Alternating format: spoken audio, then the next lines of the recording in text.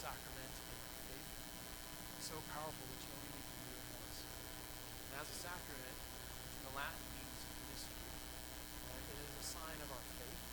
It is an initiation to a deeper community of faith. But through baptism, God also does something to us.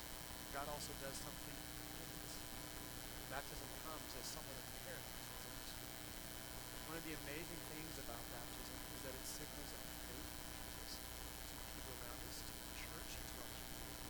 It shows the world in no uncertain terms, and at the same time, it also is a means of grace. It means that God is at work in us. Not only do we profess our faith, but through it, God helps build faith in us. Baptism is a transition.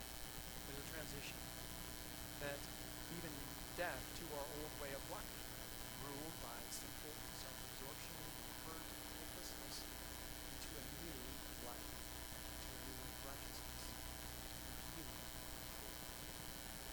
Let's pray, and I'll show you more of what I really mean. Lord God, we give you thanks for today and everything that has been come to it and you say. Lord God, we pray that you help us to hear you and live in your Son. In Jesus' name.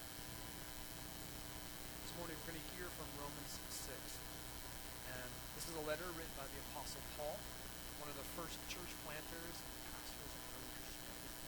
He was likely writing from the city of Corinth, which is in modern-day Greece.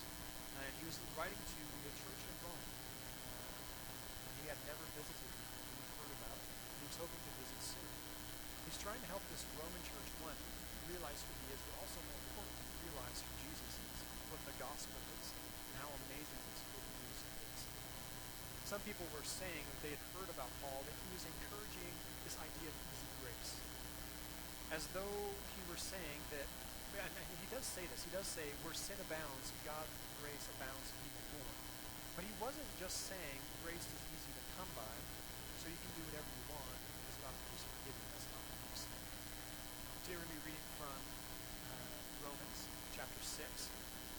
Now, I encourage you to open your Bibles. It's a longer passage, but I didn't want to have it up on the screen too much. But if you'd like to, if you would like to just read as well, listen to this passage. Paul writes this in chapter 6, verse 1. He writes, "What then shall we say? Shall we go on sinning so that grace may increase?" Paul is saying, should we keep doing wrong things just because we know God will forgive us? By no means. We are those who have died to sin. How can we live in it any longer? Or don't you know that all of us who were baptized into Christ Jesus were baptized into his death? We were therefore buried with him through baptism into death, in order that, just as Christ was raised from the dead to the glory of the Father, we too may have new life. For if we have been united with him in a death like his, we will certainly also be united with him in a resurrection like his. For we know that our old self was crucified with him, so that the body ruled by sin might be done away with, that we should no longer be slaves to sin, because anyone who has died has been set free from sin. Now if we died with Christ, we believe that we will also live with him. For we know that since Christ was raised from the dead, he cannot die again. Death no longer has mastery over him. The death he died to sin once and for all. But the life he lives to God. In the same way, count yourselves dead to sin, but alive to God in Christ Jesus. This last bit is essentially what we're celebrating today. Jesus died once and for all of humankind. By his wounds we have been healed. By his death, the penalty for our sin has been paid. All the things we do, all the ways that we hurt people, all the ways we refuse to follow God and his teaching, Jesus in his death, he dealt with all of it. Now, that's easy to say, I realize that, and much more complicated to explain. But I want you to know that in the next few weeks, as we head towards Easter, we'll be talking about this, about how Jesus does this. As we've heard that Jesus heals us from our sin, Jesus takes care of us, and we'll talk about this much more as we near the season of Easter. But here's the amazing news. Jesus didn't just stay there. He was raised to new life. resurrected life, not resuscitated, not allowed to just sleep it off, but fully dead and raised to new life. By our baptism, we are linked with Jesus. Paul calls it baptized into Christ Jesus. In a way, when we are baptized, our old self dies when we go under the water. It's almost like this metaphorical and in some ways actual burial of our old self. And our new self, the one connected with Jesus, is the one that comes out of the water. I'm trying really hard here to say two things at the same time. First, I want to say this. I want to say that baptism isn't magic. Simply just going under the water doesn't grant us eternal life. But I'm also saying that baptism is a sacrament. Inexplicably, things happen in baptism. God is at work. It is a means of grace. For we do go into the water one sort of person and come out changed, alive to God in Christ Jesus. And this new reality, this new life is filled with hope. Hope because the current life here on earth is not all we get. The pressure is off. It takes the pressure off to be constantly trying to get the most out of it. Imagine this. Your belief changes from, this is my one life, my one chance to get it all in.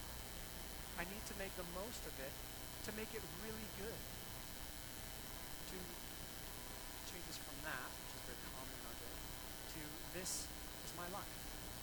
It matters a lot, but the best is yet to come. In fact, no matter how good, no matter how much we're able to make of this life, no matter if we, with more money, with more stuff, not even more success, not more romance, not more fitness, not more followers, will make it any better. This life will still end. We'll still suffer loss, and we'll still lose loved ones. No, as a follower of Jesus, our hope lies elsewhere, in the imperishable, as Paul talked about in his letter to the church. Not just heaven when we die, but that would be it.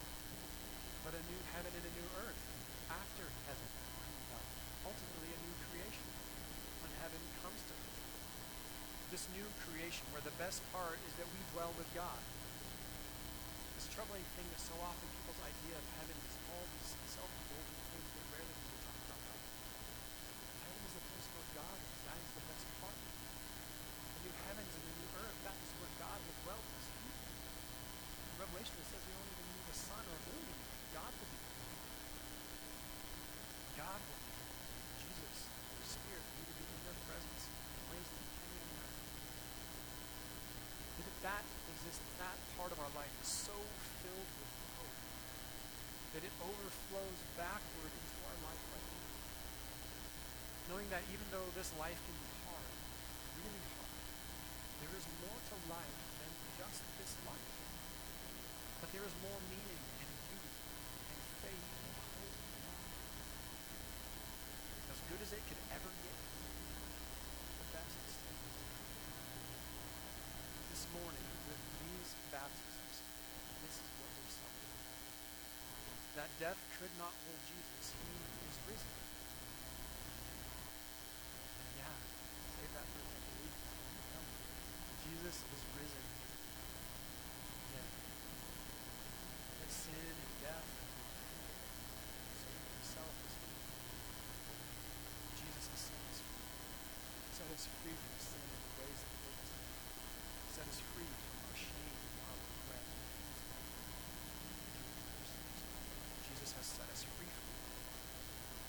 We join Jesus in this new life when we put our faith in him, and especially when we are baptized. Going under the water, we are buried with him. And our old sinful self is, as Paul says, crucified with him. Coming up out of the water, we are risen with him to this new life. This new life begins the moment we begin to believe in him. And we take these steps closer and closer, especially with things like baptism. This new life that doesn't just end when we die, but keeps going on and keeps getting better. We are celebrating this good news, celebrating the new heavens and the new earth. And especially when heaven and earth comes here, and creation is made new. This good news is filled with hope. But the hope actually overflows back into our lives, giving a completely new way to live. Peace and contentment.